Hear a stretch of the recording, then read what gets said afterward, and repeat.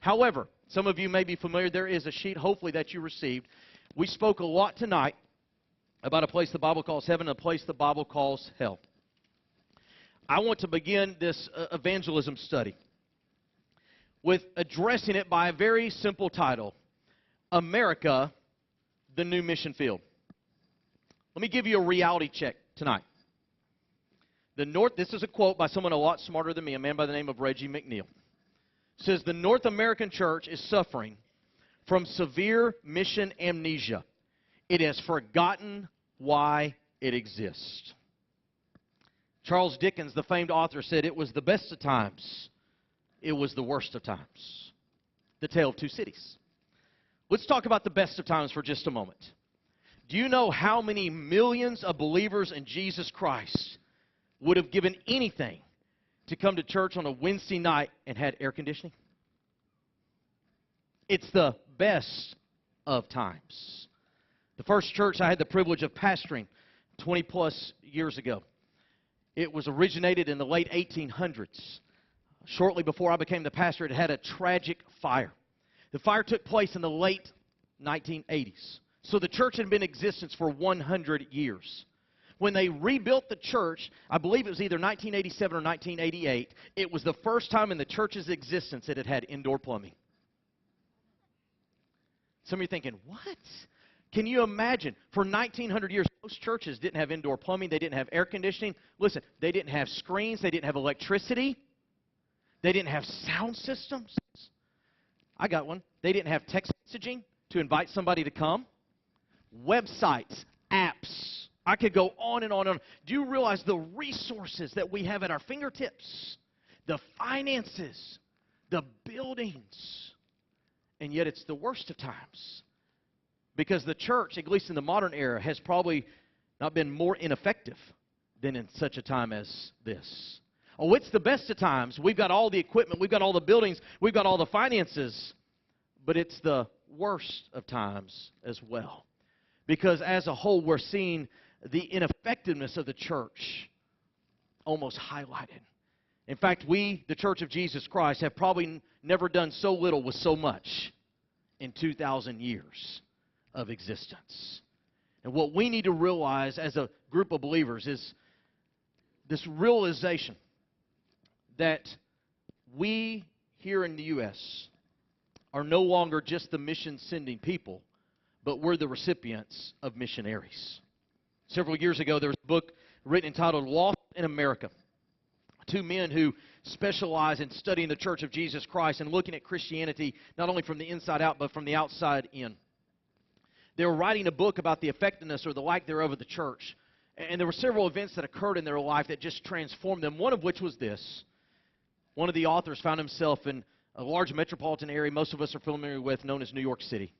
He was there as a part of the public transit system, waiting to ride one vehicle into another and to get to a location. He came across some individuals who he knew were not native to the North American continent. He knew they were from the other side of the planet. He could tell just by the way they were dressed, the dialects that they were speaking. And so he struck up a conversation with them. He was excited they could speak English. And he asked them, why are you here in America? And they said, we have come as missionaries. Do you know there are other countries, such as South Korea and such, that are actually training young people to come to America as missionaries? See, most of us in this room, when we say names like Lottie Moon, Annie Armstrong, we think we are the ones who fund missions for the world. But the world is actually sending missionaries to us now. We need to realize, in some respects, we have now become the mission field. We can no longer, with authority, say that Christianity is the majority of America. We can no longer walk down. In fact, the good old days, you go to the crossroads of a small town in America, and there was a Baptist church on one corner, a Methodist on the other, a Presbyterian on the third, and whoever got there last got the last piece of property. That's how it worked. Nowadays, we find ourselves in a position where we're trying to eradicate Christian thought from the public square, where we used to put it right in the middle of the public square. We have become the mission field. In fact, the two authors of this book said that America numerically is the third largest mission field in the world, next to China and India, as far as numbers of people. However, It is one of the most difficult places in the whole world for people to hear and to receive the gospel of Jesus Christ. You say, why is that? Well, I think there's multiple reasons. I'm not going to elaborate tonight, but I think the fact that many people have heard it so many times, they've become inoculated to it. I think, on the other hand, you see so many people who claim to be Christians who don't live the life of a true believer in Jesus Christ. It's called hypocrisy. They don't want to have anything to do with it. The new realization is we are no longer just to send missionaries. We've actually become a mission field ourselves. In fact, one of my mentors in the faith who found himself going to Europe as what we know as a vocational missionary. He was there with the International Mission Board years ago at his commissioning service. The individual who was praying over him made this statement to him. He said, don't go across the seas to tell people about Jesus if you haven't gone across the street. Because we need to understand today, across the street may be just as lost as across the ocean. It's a new America we find ourselves in. The world has changed. The gospel is not. Let me give you some statistics. From between 1990 and the year 2000, just a simple decade of understanding here. And you say, well, these statistics, those are a little dated. They may be a little dated from our perspective, but understand, just like, you know, when you get economics reports on websites, they revise previous quarters because we get more data. This is the most accurate numbers that we have. The population of the United States of America increased by 11%. So the United States of America had 11% more people in 2000 than it did in 1990. Here's the problem. The number of church attenders, church faithful, the ones who were a part of a local church body, decreased by 9.5%. You do see the inverse there, correct? Population increased. Those who faithfully adhere to the Christian faith decreased. The Southern Baptist Convention, a couple of Sunday nights ago, I used this test to those that were in attendance. And I won't ask for a response tonight, but I'm going to make this statement. In 1953, the Southern Baptist Convention, the largest group of evangelical Christians in America, gathered together at their annual convention. And their motto, their charge for the next year was 1 million more in 54. The goal was to see 1 million people come to know Jesus Christ in the year 1954. Now, for those of you who think that is absurd to even have that kind of goal, in the year 1859, the year this church was established, over 1 million people in America came to know Jesus that year, during a time period known as the Layman's Prayer Revival. In 1859, 1 million people came to know Jesus, and there were only 30 million people in America. 1 in 30 got saved that year. The year 1953, there was roughly 150 million. Since 1953, we, the Southern Baptists, the largest evangelical denomination in America, have yet to reach that goal. In fact, we're baptizing now the same number of people today as we did in 1953. The population has doubled. Our impact has stayed the same. Not by percentage, but by numbers. The world around us has drastically changed, but the gospel has never and can never change. Statistically speaking, we are in an inverse. So here's your reality check. A man by the name of Alvin Reed, he's an evangelism professor at Southeastern Seminary. He says, just because a given church was effective 20 years ago with a certain approach does not mean that same approach will reach its present culture today. Y'all grateful for indoor plumbing? They didn't have it 100 years ago. You grateful for electricity? Many churches didn't have it 100 years ago. Just because it was effective years ago doesn't mean it's necessarily effective today. And something that may not have worked 20 years ago to reach people may work today. I want to share with you tonight one of my favorite illustrations. It's a story of a young couple, a newlywed. And they decided that for their first Thanksgiving, they didn't have children yet. And they, there's the push and the pull of whose family do we go to, your family, this family. And so they decided for their very first Thanksgiving, they were going to have Thanksgiving dinner, just the two of them. Just an old-fashioned Thanksgiving, maybe the only time in their married life it would happen. So they did. And they were doing all the trimmings, getting everything ready. And when the turkey came out of the oven, this young groom, newlywed, they've been married probably 6-7 months, a summer wedding. He comes into the kitchen and he's marveled that his new bride has fixed a turkey without any legs on it. There's no legs. It's the body, but there's no legs on it. To which he asked his new bride, he says, honey, he said, I've never seen this before. why would you fix a turkey without any legs on it?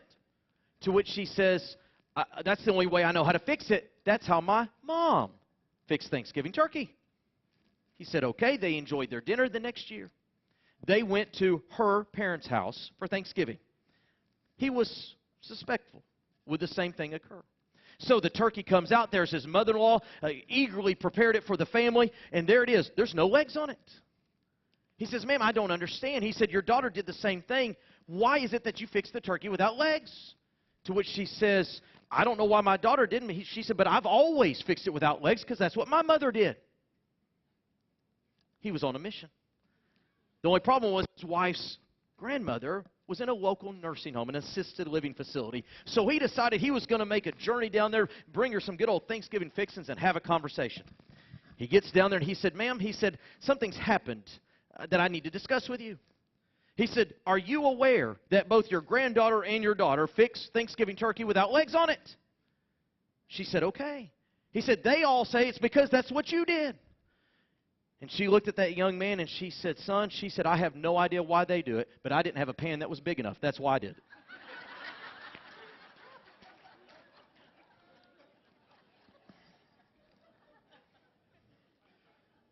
Sometimes when it comes to doing ministry, sometimes when it comes to being a church, we used to have a pan that wasn't big enough. Now we do have a pan that's big enough. And we're still eliminating the turkey legs because that's the way somebody did it a long time ago. And so some of the things that we need to realize when it comes to sharing the gospel, when it comes to evangelism, just because 50 years ago it was incredibly effective, doesn't mean it necessarily will be today. And it may have never been effective 50 years ago. And it may be a fabulous opportunity in the here and the now. And so one of the things we need to understand is we have this reality check. Just because it was effective then doesn't mean necessarily now. Realization. We, the Church of Jesus Christ, again a quote by Reed, we are a movement to be advanced rather than an institution to be maintained. I want to give you 4 words tonight that I think are absolutely critical to the life of a church, to the life of a Sunday school class, to the life of a ministry. In fact, I've heard some people over the years say, I've applied that to my secular job. That is possible to do. But one of the things that we notice is that organisms, not organizations, organisms, they move in stages. They move from a man to a movement to a machine to a monument. Now, let me explain what I mean by this in terms of Christianity, biblical Christianity. Biblical Christianity was instituted by a man. That man's name was Jesus Christ. That's why we're called Christians. Christ, Christianity. So it was a man who started. If it weren't for Jesus, Christianity would not exist today. We see in the book of Acts, we see throughout time that there is a movement of the spreading of the gospel. Particularly as you read the book of Acts, you see the expansion of the gospel literally to the nations, starting in Jerusalem, Judea, Samaria, and the uttermost parts of the earth. However, when a movement becomes such that it's more important to keep the organization together than the purpose for why it exists, it becomes a machine. And when a machine runs long enough, it becomes a monument. Let me share with you what I mean when it comes to a church. This local church, any local church, had a starting point. Let me tell you how local churches get started. A group of people get together and say, we want to start a new work in this place at this time. It's happened throughout the last 2,000 years. It happened in this church over 150 years ago. There are people that are planting churches even in America this very day. Somewhere in America today, the first meeting of a local church is happening right now, tonight, somewhere. There was a group of people, men, ladies, and women, who initiated that work, and a movement began. A movement for reaching people, a movement for doing missions, a movement for taking the truth of Jesus Christ from God's Word and putting it into everybody's lives as much as they can. But you and I both know that that movement can turn stale. And the reason for existence can go by the wayside. And a movement can turn into a machine, listen, when the operations and the structures of the entity are more important than the reason it was founded. I'm going to repeat that. When the operations and the structures of the entity become more important than the reason that it was started. And if that machine perpetuates itself long enough, it becomes a monument. You know what we put monuments on, right? Things that used to be. This used to be significant. This used to be impactful. This used to be where something happened. I'm going to switch into pastor mode for just a moment. I never want to be a part of a used to church. I never want to say, oh, we used to reach people. We used to share the gospel. We used to impact lives. See, the healthy place is to be right here, the movement. Moving with Him, for Him, on behalf of Him, and staying away and never becoming a machine or a monument. Let me put my 2 cents in here. Not this local congregation, maybe not another one, but as a whole in the United States of America, the Church of Jesus Christ is on monument status. Churches are closing every day. Properties are being sold. Influence is waning. And if we don't look out in this country, Christianity is going to become what used to be important to people, what used to drive the culture, what used to make a difference, and one day, unfortunately, as a whole, they may put a monument up and say, in the United States of America, the Church of Jesus Christ used to be really important to these people. And so let me encourage you that when we talk about evangelism, when we talk about the sharing of the gospel, we got to be real careful that we don't get into an institutional mindset that leads to a monument. The millennial shift in approach. The millennials is the generation of my children. The millennials, and everybody has a different definition, but basically the 25, 26-year-olds and unders. We have to address that the world has changed, but the gospel has not. The church has lost its home field advantage. That's the reality check. I'm from the city of Dallas originally, so don't hold it against me that I default into rooting for the Dallas Cowboys. I apologize. I grew up around the Dallas Cowboys in the Tom Landry, Roger Staubach era, okay? So that gives me a little forgiveness there. But I've been to the original, the Dallas Cowboys field, that what we know is Texas Stadium, the hole in the roof, that famous stadium. You know, it's interesting that the Dallas Cowboys have now one of the finest sports facilities the world has ever seen.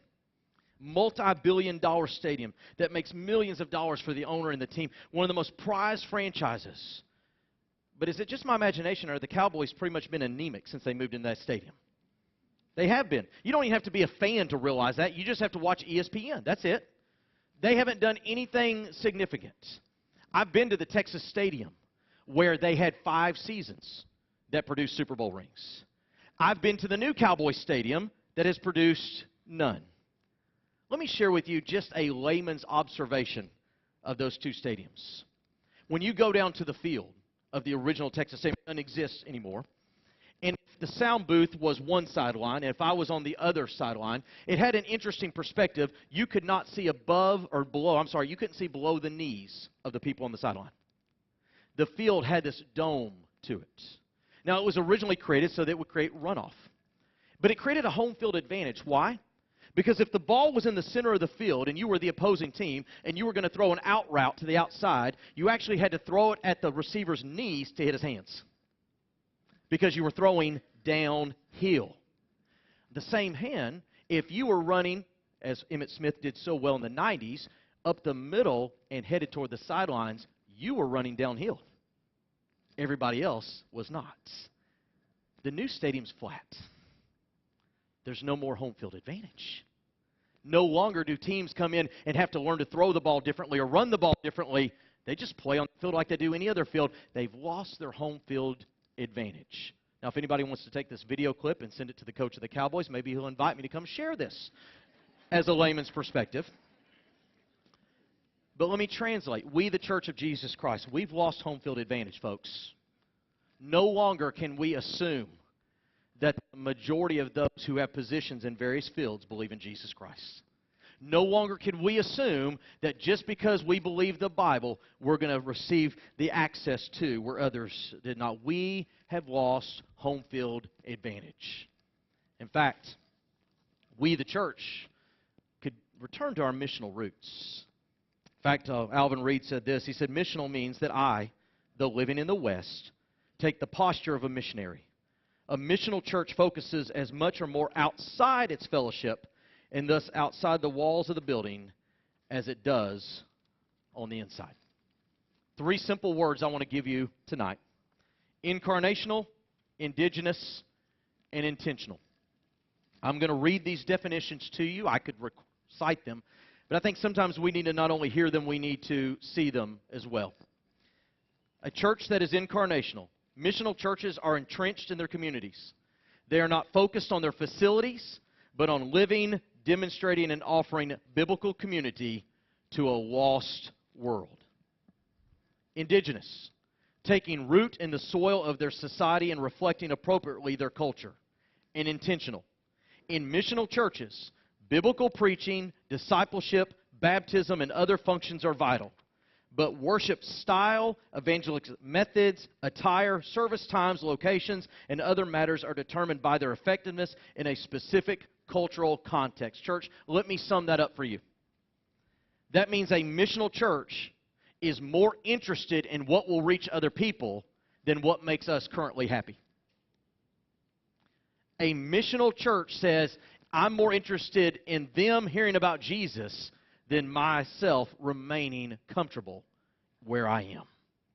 That is what made the church initially effective. That is what will continue to make the Church of Jesus Christ effective.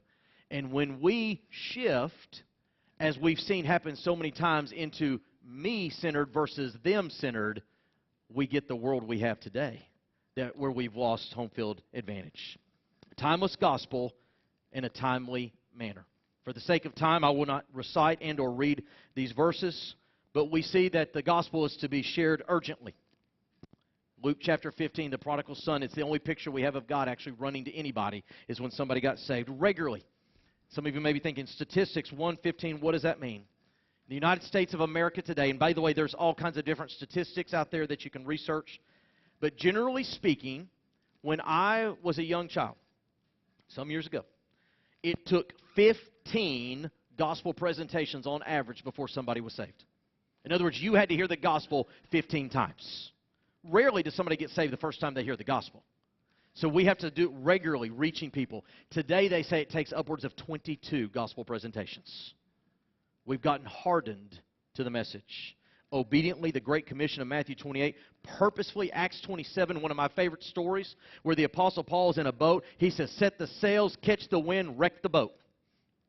In other words, the Lord had promised that none of the souls would be lost, but the boat would not make the trip. He said, guess what? If the boat's going to get wrecked anyway, we might as well go full steam into the bank. I got news for you, folks. And don't take this the wrong way. But 1,000 years from now, when we're all seated around the throne singing Amazing Grace, this building won't matter. But the souls of the people that we reached will be there with us. We just got to make sure we have our priorities. The buildings are great. You got to have the priorities. Purposefully, confidently, Acts chapter 4, it says that they thought Peter were ignorant and unlearned men, but they had been with Jesus. It doesn't take a seminary degree to reach people with the gospel. They were missional, Acts 1:8. They went into Jerusalem, Judea, and the uttermost parts of the earth. And holistically, Mark chapter 5, verses 1 through 20, one of my favorite stories. The demoniac who not only Jesus healed of the demons, but it says he was seated in his right mind. I want to close with the story of the demoniac. Jesus met him where he was. He went into a place that in his culture was on the other side of the tracks. He didn't expect the demoniac to come into where he was. He went to where the demoniac was. He reached him where he was. He delivered him from all that was happening. The demoniac was from a place called Decapolis. Those of you who know languages, it's real simple. That means the city of 10 different cities. The demoniac begged. He said, please, can I stay with you, Jesus? Can I stay? He says, I want you to go back to where you came from. 2 to 3 chapters later, it said that all the cities of Decapolis came to hear Jesus speak because the demoniac had gone back to them. It's the power of when we reach people where they are, not so much concerned with our comfort, but with concern for their souls. Folks, the tide has changed. There's been a shift in our culture, but the gospel has not. It still sets people free. It still saves their soul. And we can still see not only individuals, but we can see the masses saved if we'll just be obedient to the urgent call of taking the gospel to them. Let's close with a word of prayer. Lord, tonight as we end in this place, thank you for the truth of your word. God, thank you for the privilege of answering questions, of searching the deep truths of your words and struggling with what something was or why it happened. But God, in the privilege of doing that, I pray for all of us that the importance and the urgency of the souls of those who live around us, who work with us, who go to school with us, and yes, who are on the other side of the earth. Lord, may that be what drives us as an individual. May that be what drives us as a church. God, I want to thank you. What a fabulous facility we're in tonight. What incredible resources you've given us. Lord, may we not so much celebrate what we have, but help us to use it to reach more and more people with the gospel. It is in the name of Jesus Christ we pray. Amen. God bless. See you Sunday morning. Remember, y'all get a 5-minute nap. 5-minute nap for everybody Sunday morning.